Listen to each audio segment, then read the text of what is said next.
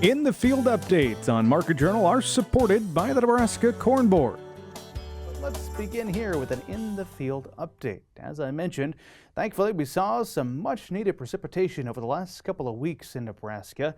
And for some folks, it's been good for soil moisture, but it also could mean an uptick of diseases in cornfields. Market Journal's Mike Straub recently spoke with an extension plant pathologist to learn what producers should be watching for. Fields have seen some much-needed moisture recently, but in the state of Nebraska, severe weather usually brings the rain. If crops have seen wind, rain, or hail damage this year, be on the lookout for several different bacterial crop diseases. We're really grateful for all the moisture that we've had recently. That's really going to help us out for germination and getting that crop started early. Unfortunately, as it often does, the moisture came with some more severe weather. And in many cases, a lot of us in parts of the state had some sustained winds that were very high for several days, and it really beat that crop up. In some places, we had a lot of wind damage on those leaves. It's tattered some of the tips on some of them. On top of that damage, we've also got a little bit of small hail that fell in a lot of areas. And so we're looking at a crop that got beat up a little bit, and so there's some wounding out there. And in Nebraska, where we've had histories of several different bacterial diseases, most of those bacterial pathogens can take advantage of those wounds and use them to infect the plants. And much of these conditions occurred across the state, so this is something I want people to watch for over the next few days and weeks. And so what they want to look for are maybe symptoms of Goss's bacterial wilt and blight. That's been our most common disease that we see after severe weather and wounding events. One of the symptoms of Goss and wilt might be the dark freckling we see near the edges of lesions. But there's some differences here because our crop was damaged before the V6 leaf stage.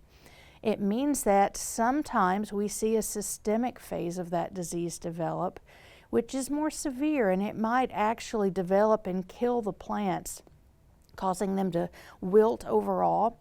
And what's happening is when we have plants that are V6 or younger, the nodes are all stacked very tightly. Most of them, fortunately, are below ground.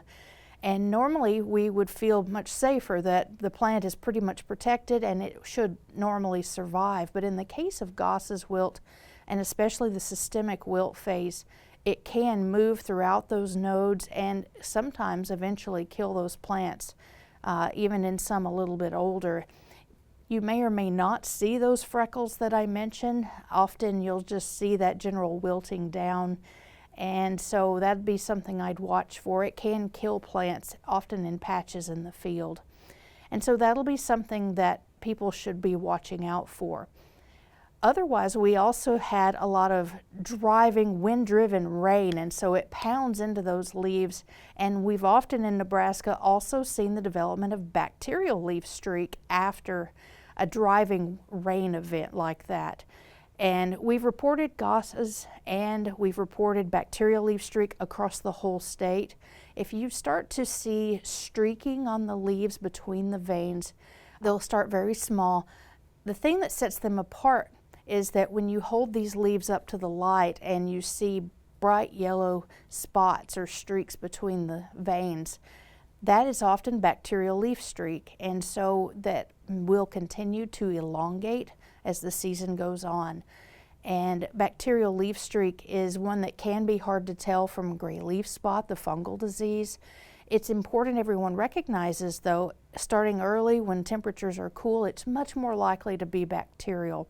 And so these bacterial diseases cannot be controlled with fungicides. If you need help getting a diagnosis, please send samples to the UNL Plant and Pest Diagnostic Clinic. A third bacterial disease we've seen, but not nearly as commonly, is bacterial stalk rot. That one's different. It can also kill the plants.